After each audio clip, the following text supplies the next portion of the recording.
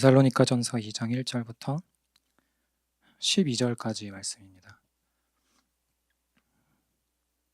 제가 다 찾으신 줄 알고 제가 읽어드리도록 하겠습니다.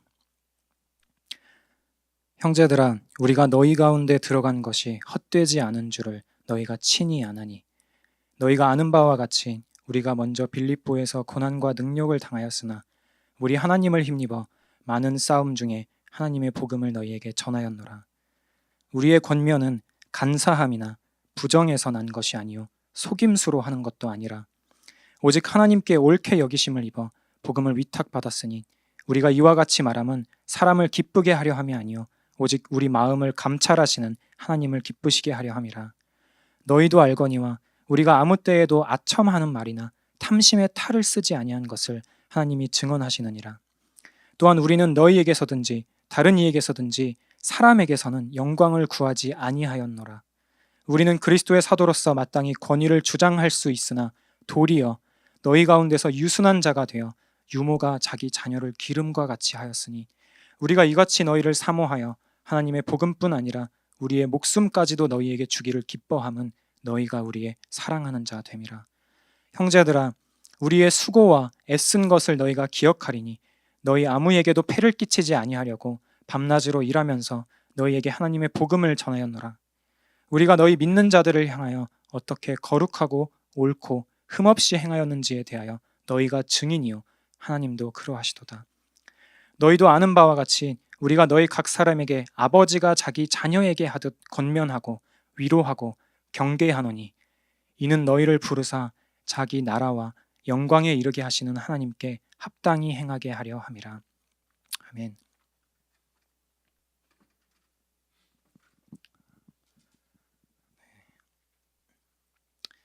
오늘 저와 여러분이 함께 읽은 데살로니가서는요, 바울이 데살로니가 교회에 쓴 편지입니다. 편지의 내용 중에서도 오늘 읽은 본문은 바울이 편지를 받는 사람들에게 어떻게 행했는지를 말해주는 장면이죠. 내가 너희들에게 행했던 일들은 이런 거였어 라고 변명을 하듯, 혹은 나는 이런저런 일들을 이러이러하게 수행했어 라는 것들을 말하고 있습니다. 오늘 읽은 본문을 설명하기 위해서는 데살로니가에 대한 배경 지식이 조금 필요합니다. 데살로니가는 중요한 항구 도시였습니다. 주변의 다른 도시들은 당시에 로마에게 저항했지만 데살로니가는 저항하지 않고 오히려 순복하는 것을 택하였고 충성하는 도시였어요. 황제를 숭배하는 문화 가운데 있었고 황제의 동상을 세우고 광장을 짓기도 하고 신전을 짓기도 했죠. 그런 데살로니가 사람들에게 황제는 곧 구주로 여겨졌습니다. 이런 문화적인 상황 가운데에서 바울은 2차 전도 여행 때 데살로니가에 머물면서 복음을 전했습니다. 그렇게 길게 전하진 못하고 잠시 전했는데요. 이 내용이 사도행전 17장 1절부터 9절까지 나옵니다. 그들이 암비볼리와 아볼로니아로 다녀가 데살로니가에 이르니 거기 유대인의 회당이 있는지라. 바울이 자기의 관례대로 그들에게로 들어가서 새 안식일에 성경을 가지고 강론하며 뜻을 풀어 그리스도가 해를 받고 죽은 자 가운데서 다시 살아나야 할 것을 증언하고 이르되 내가 너희에게 전하는 이 예수가 곧 그리스도라 하니 그 중에 어떤 사람 곧 경건한 헬라인의 큰 무리와 적지 않은 귀부인도 권함을 받고 바울과 실라를 따르나 그러나 유대인들은 시기하여 저자의 어떤 불량한 사람들을 데리고 떼를 지어 성을 소동하게 하여 야손의 집에 침입하여 그들을 백성에게 끌어내려고 찾았으나 발견하지 못하매 야손과 및 형제들을 끌고 읍장들 앞에 가서 소리질러 이르되 천하를 어지럽게 하던 이 사람들이 여기도 이르매 야손이 그들을 맞아들였도다. 이 사람들이 다 가이사의 명을 거역하여 말하되 다른 임금 곧 예수라 하는 이가 있다 하더이다 하니 무리와 읍장들이 이 말을 듣고 소동하여 야손과 그 나머지 사람들에게 보석금을 받고 놓아주니라. 밤에 형제들이 곧 바울과 실라를 베레아로 보내니 그들이 이르러 유대인의 회당에 들어가니라. 방금 읽은 사도행전 17장에 따르면요, 바울은 회당에서 성경을 가르쳤습니다. 성경이 말하는 예수 그리스도를 열심히 가르쳤어요. 실제로 바울의 설교를 들은 많은 사람들이 변화함을 받았고요, 그리스도 예수를 따르게 되었습니다. 하지만 방금 배경 설명을 드린 것과 같이 황제를 숭배하고 구주를 받아들이는, 황제를 구주로 받아들이는 그러한 문화 가운데에서 그리스도가 왕입니다 라고 말하고 다시 오실 것입니다 라고 전하는 종류의 설교는요, 어떻게 들렸을까요? 예를 들면 이런 거예요. 곳곳에 황제를 숭배하는 사람들이 있습니다. 신전도 있고 동상도 있어요. 사람들은 황제를 왕으로 여깁니다. 그런데 광장에 가서 이렇게 외치는 거예요. 여러분, 예수님만이 참으로 그리스도이십니다. 그리스도만이 우리의 구원자이시고 우리의 참된 구주이십니다. 여러분들이 믿고 있는, 그리고 저 동상에 서 있는 황제가 구주가 아니라 그리스도께서 참된 구주십니다. 이렇게 외치는 것입니다. 이런 종류의 바울의 설교는요, 단순히 황제 숭배를 하는 사람들 뿐만 아니라 황제 숭배를 하는데 기여함으로써 금전적인 이득을 보는 사람들의 마음도 다 같이 긁어 놓았을 것입니다. 게다가 그가 전하는 예수님은 어떤 죄명으로 십자가에 달리셨습니까? 유대인의 왕을 자처했다는 죄로 십자가를 지지 않았습니까? 이런 것들을 생각을 해봤을 때, 게다가 바울이 데살로니가에서 특히 전했던 말씀은 그리스도께서 다시 오신다라는 말씀이었습니다. 당시 문화에서 이렇게 예언을 하는 것은 완전히 금지되었다고 해요. 금지되는 정도가 아니라 사형에 처할 정도로의 중범죄였습니다. 왜냐하면 종종 예언이 정치적인 무기로 사용되었기 때문입니다. 그런 상황에서 예수님을 전파하는 것은 다른 사람들이나 권력자들이 봤을 때 마치 혁명을 꾀하는 것처럼 여겨졌을 것입니다. 그래서 어떤 사람들은 무리를 지어서 바울과 그 일행들에게 아까 읽어드렸던 것처럼 천하를 어지럽게 하던 사람이 여기도 있다, 여기에도 이르렀다라고 말했던 것입니다. 그렇게 바울은 이제 막 태동하고 이제 사람들이, 회심하는 사람들이 조금씩 늘어가는 그런 데살로니가 교회를 뒤로하고 떠날 수밖에 없었습니다. 그에게는 앞으로의 여정들이 이미 계획된 것이 있었고요. 하지만 이제 막 세운 아이 같은 교회를 두고 떠나는 바울의 마음도 편하지만은 않았겠죠. 복음을 전했습니다. 변화받은 영혼들이 생겼어요. 당시 우상을 섬기고 여러 신들을 섬기는 그런 문화임에도 불구하고 사람들이 회개하고요, 우상을 내던지는 모습들이 있었습니다. 근데 그러한 상황을 두고 바울은 떠나기를 선택합니다.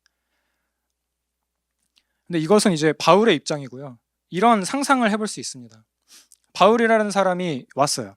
데살로니가에 딱 왔는데 복음을 전했습니다. 그리고 믿는 무리들이 조금 생겼어요. 그런데 소동이 일어나서 바울이 도망갔습니다. 그리고 바울이라는 사람이 만든 모임에 가입했던 사람들한테, 그러니까 데살로니가 교인들이죠, 그 사람들한테 기존에 있던 데살로니가 사람들이 비웃듯이 말하는 거예요. 저 정치 선동가들에게 너희들은 마음을 빼앗겨 버리더니만 작은 소동이 일어나자마자 너네를 가르치던 선생들은 다 도망가 버렸잖아. 도대체 그 사람들이 말한 진리는 뭐야? 도대체 그들이 말하는 진리가 뭐였길래 너희들을 이렇게 내팽겨치고 도망가 버린 거냐? 라는 그런 식으로 데살로니가에 있는 성도들이 비웃음거리가 되었으리라고 우리 예상해 볼 수 있습니다. 게다가 자신들이 그렇게 복음을 전하고 소동이 있다가 강제 추방되었기 때문에 그 도를 따르는 데살로니가 교회의 성도들 역시도 핍박을 받을 수도 있었던 그런 상황이죠. 한순간에 그들의 사역자들이 사라져 버렸습니다. 지금처럼 카카오톡 같은 게 있어서 조금 있다 돌아올 거다 라든지, 아니면 인스타그램에 나 도망가는 중 하지만 곧 돌아올 거야 라고 패기 넘치는 사진을 올릴 수도 없어요. 연락을 바로바로 할 수 있는 것들이 그때는 없었단 말이죠. 게다가 한간에는 그들의 말이 거짓이었다. 당시에 유행하던, 돌아다니던 그런 철학자들 가운데 거짓말로 현혹하고 돈을 갈취하는 사람들이 있는데 바울 그 무리도 걔네들이랑 똑같은 애들이야 라고 생각하는 사람들뿐만 아니라 그런 소문도 돌았을 것입니다. 데살로니가전서 1장 5절부터 10절을 읽어드리겠습니다. 이는 우리 복음이 너희에게 말로만 이른 것이 아니라 또한 능력과 성령과 큰 확신으로 된 것임이라. 우리가 너희 가운데서 너희를 위하여 어떤 사람이 된 것은 너희가 아는 바와 같으니라. 또 너희는 많은 환난 가운데서 성령의 기쁨으로 말씀을 받아 우리와 주를 본받는 자가 되었으니 그러므로 너희가 마게도냐와 아가야에 있는 모든 믿는 자의 본이 되었느니라. 주의 말씀이 너희에게로부터 마게도냐와 아가야에만 들릴 뿐 아니라 하나님을 향하는 너희 믿음의 소문이 각처에 퍼졌으므로 우리는 아무 말도 할 것이 없노라. 그들이 우리에 대하여 스스로 말하기를 우리가 어떻게 너희 가운데에 들어갔는지와 너희가 어떻게 우상을 버리고 하나님께로 돌아와서 살아계시고 참되신 하나님을 섬기는지와 또 죽은 자들 가운데서 다시 살리신 그의 아들이 하늘로부터 강림하실 것을 너희가 어떻게 기다리는지를 말하니 이는 장래의 노하심에서 우리를 건지시는 예수시니라. 방금 읽은 데살로니가전서 1장의 말씀을 통하여서 우리가 알 수 있는 것은 그렇게 길지 않은 사역을 마치고 바울은 데살로니가를 떠났지만 성도들은 박해 가운데에서도 그들의 신앙을 지키며 그냥 지키는 정도가 아니라 뭐라고 그랬나요? 믿는 자의 본이 되었다라고 말합니다. 그리고 2장 본문을 통해서 바울이 자신이 어떻게 사역했는지 어떤 점에서 다른 철학자들과 다른지를 가르쳐주고 있습니다. 먼저 1절 2절입니다. 여기서 말하는 빌립보에서의 고난과 능욕은 바울과 실라가 매맞고 채찍질 당하고 발에 족쇄가 채워진 채로 감옥에 있었던 사건을 말합니다. 이것은 사도행전 16장에 나와 있는데요. 잠시 읽어드리겠습니다. 우리가 기도하는 곳에 가다가 점치는 귀신 들린 여종 하나를 만나니 점으로 그 주인들에게 큰 이익을 주는 자라. 그가 바울과 우리를 따라와 소리질러 이르되 이 사람들은 지극히 높은 하나님의 종으로서 구원의 길을 너희에게 전하는 자라 하며 이같이 여러 날을 하는지라. 바울이 심히 괴로워하여 돌이켜 그 귀신에게 이르되 예수 그리스도의 이름으로 내가 내게 명하노니 그에게서 나오라 하니 귀신이 즉시 나오니라.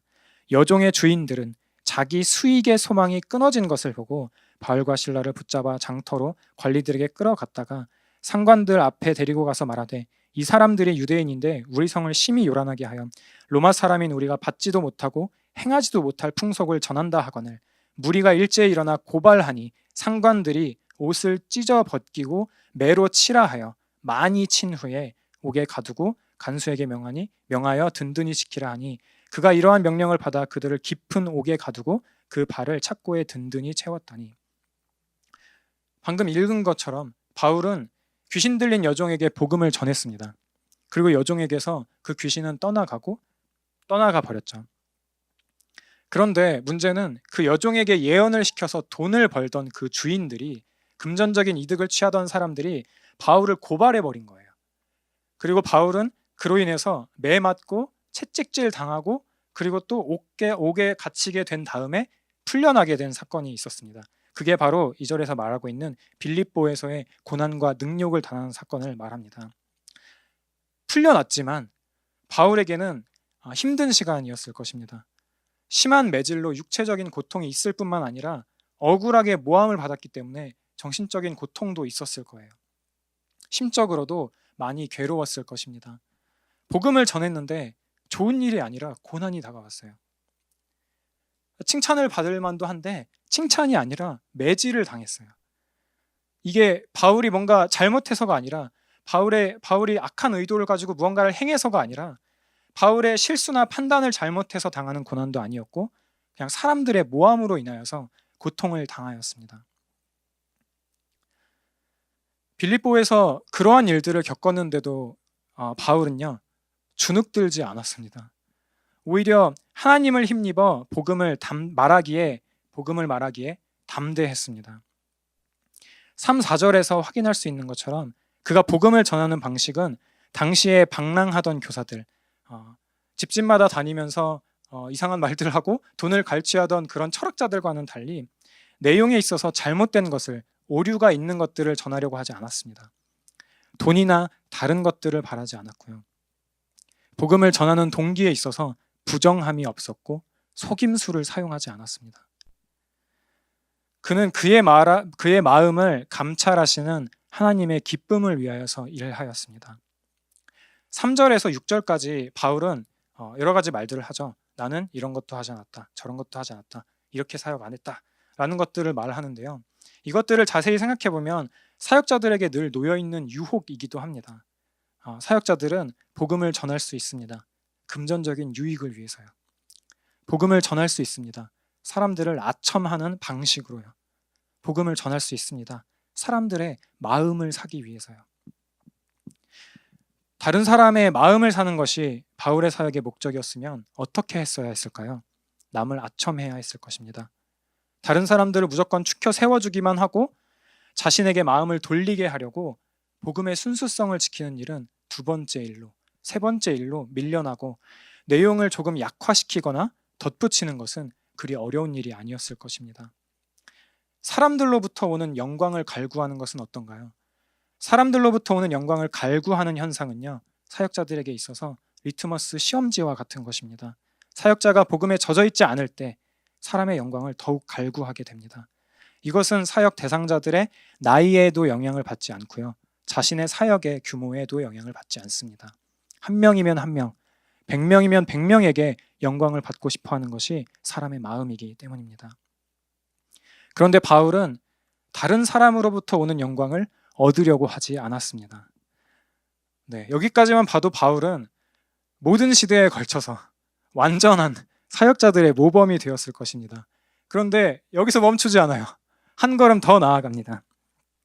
7절을 보면 우리는 그리스도의 사도로서 마땅히 권위를 주장할 수 있으나 도리어 너희 가운데서 유순한 자가 되어 유모가 자기 자녀를 기름과 같이 하였으니, 여기서 유순한 자로 번역된 것은 아이로 볼 수도 있습니다. 애기요, 애기. 그래서 다시 생각을 해보면 바울은 지금까지 자기가 했던 사역들을 바탕으로 사도로서의 권위를 가지고 데살로니가 사람들을 대할 수도 있었습니다.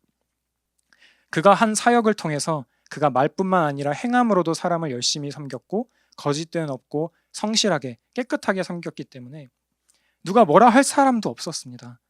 그런데 바울은요, 자기 자신의 의지로 데살로니가 사람들 앞에서 아이처럼 됩니다. 많은 것을 요구하는 권력자로서 그들 앞에 선 게 아니라요, 아이와 같이 자기 자신을 낮추어 섬기고 낮추어 생각했던 것입니다. 바울은 이어서 데살로니가 교인들 앞에서 유모가 자녀를 기름과 같이 나는 했다, 그렇게 사역을 했어 라고 말했습니다. 바울은 그가 사역을 함에 있어서 데살로니가 교인들에게 아이를 기르듯 대했습니다. 친절함과 따뜻함으로. 아이들을 키워보신 분들은 알겠지만 칭얼거리고 보챌 때 아이를 안고 젖을 물리는 것처럼 온유와 인자함으로 사역을 했습니다. 바울은 데살로니가 성도들을 사모하고 사랑했습니다. 금전적인 짐을 지게 하지 않으려고 일하면서 복음을 전했어요. 그의 행함에는 거룩하고 흠이 없었고요, 아버지가 자녀를 대하듯 엄하게 권면하기도 했습니다. 실질적인 고난이 있는 사람들은 위로했습니다. 게다가 그 바쁜 와중에도 각각의 사람들을, 한 사람 한 사람들의 영적인 상태를 살피면서 그들에게 어떠한 말씀을 전해줘야 될지를 생각하면서 각각의 사람들을 돌보고 살폈습니다.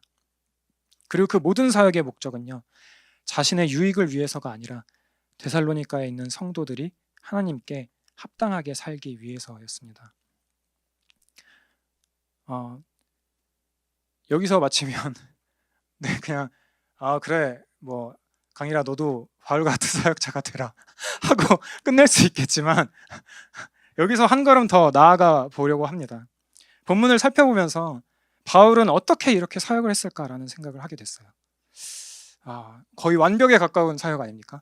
사람들로부터도 완벽하다고 여기고 본인 스스로도 나는 유모가 자녀를 돌봄같이 너희들을 돌봤고 아버지가 자기 자녀에게 권면하듯 했는데 그럼에도 불구하고 나는 아이처럼 겸손했다. 네, 그런 대단한 사역을, 왜 목소리 이렇게 낼까요? 네, 그런 사역을 어떻게 했을까 하는 생각이 들었어요.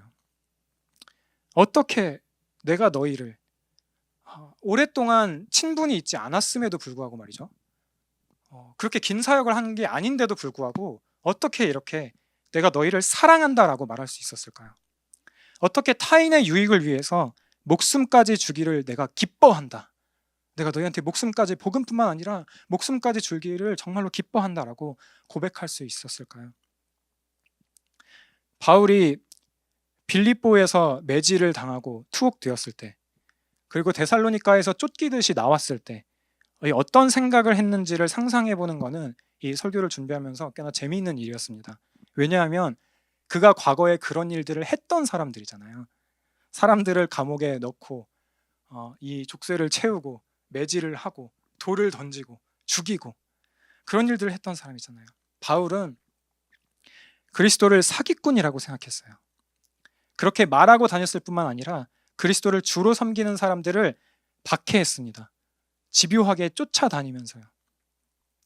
바울은 어떻게 자신이 그렇게 혐오하면서 쫓아다니고 살해했던 무리들을 사랑한다라고 말할 수 있게 되었을까요? 마치 우리가 어떤 엄청난 존재를 마주하게 됐을 때에 이 저절로 겸손해지는 게 있잖아요. 우리들의 고개가 숙여지는 것들이 있잖아요. 그러니까 그런 것처럼, 그런 무리들을 대하는 것처럼 데살로니가 사람들을 그렇게 여기고 마치 자기에게 겸손을 유발하는 것처럼 그렇게 낮아지는 그러한 모습을 보일 수가 있었을까요? 유모가 자기 자녀를 기르듯, 아버지가 자기 자녀에게 하듯 말뿐만 아니라 자신의 목숨까지 내어주겠다라고 말할 정도, 그렇게 행할 수 있을 정도로 그리고 어떻게 그것을 기뻐할 수 있었을까요? 그 이유는 다른 성경들에 있는 바울의 고백을 통해서 발견할 수 있었습니다. 디모데전서 1장 16절입니다. 그러나 내가 긍휼을 입은 까닭은 예수 그리스도께서 내게 먼저 일체 오래 참으심을 보이사 후에 주를 믿어 영생하는 자들에게 본이 되게 하려 하심이라. 바울은 최악의 죄인이었습니다. 하지만 바울이 최악의 죄인이었다는 사실이요, 그가 최고의 복을 받는 데에는 장애물이 되지 못했습니다.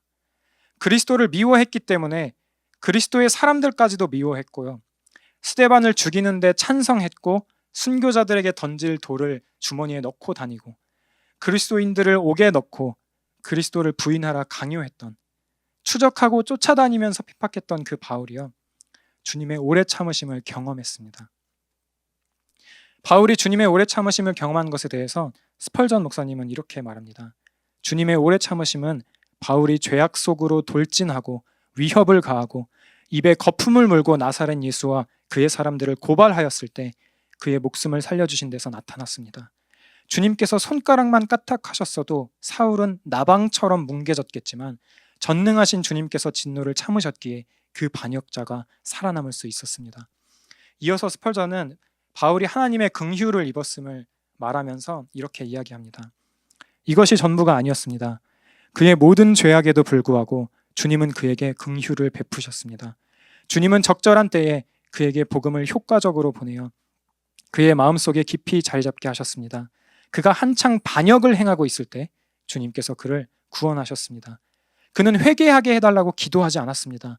분명히 그는 그날도 다메섹으로 가서 구세주의 이름을 더럽혔습니다. 하나님께서 자비로 바울을 부르셨을 때 모든 죄가 씻겨졌습니다. 스펄전이 표현한 것처럼 바울은 주님께서는 그를 오래 참으셨고 아무것도 준비되지 않았을 때에 그를 부르셨습니다.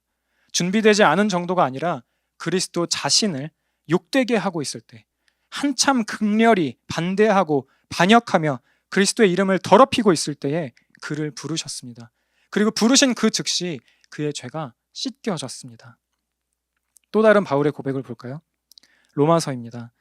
8장 1절. 그러므로 이제 그리스도 예수 안에 있는 자에게는 결코 정죄함이 없나니. 5장 1절. 그러므로 우리가 믿음으로 의롭다 하심을 받았으니 우리 주 예수 그리스도로 말미암아 하나님과 화평을 누리자. 8장 33절입니다. 누가 능히 하나님께서 택하신 자들을 고발하리요. 바울의 고백처럼 그는 그리스도 안에서 용납됨을 누렸습니다.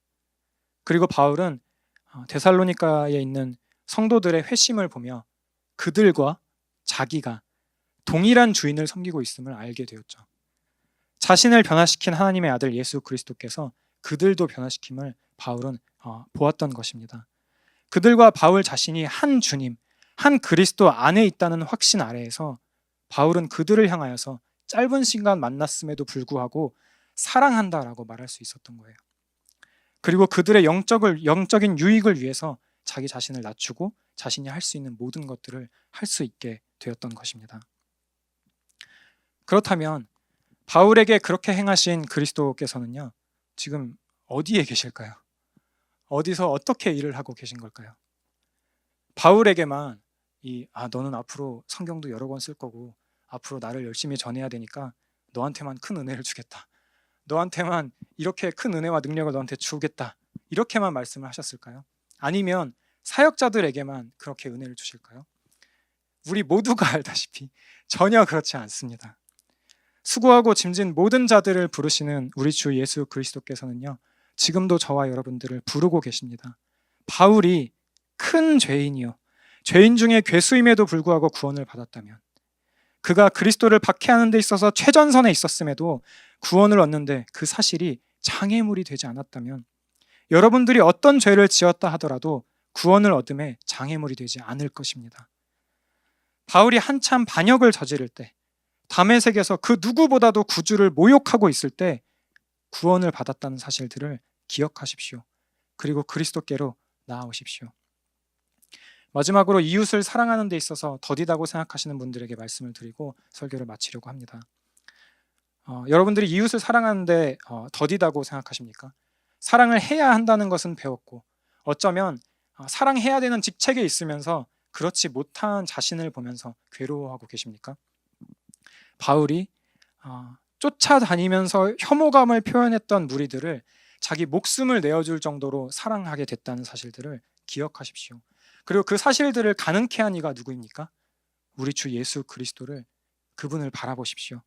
바울이 회심 직후부터 팅 하자마자 목숨을 줄 정도로 사랑한다 라고 말했는지는 알 수 없지만, 그도 한 명의 회개하는 죄인으로서, 또 용납받은 배반자로서 거룩해지는 그런 과정들을, 남을 사랑하는 과정들을, 사랑해 나아가는 과정을 거쳤을 것입니다.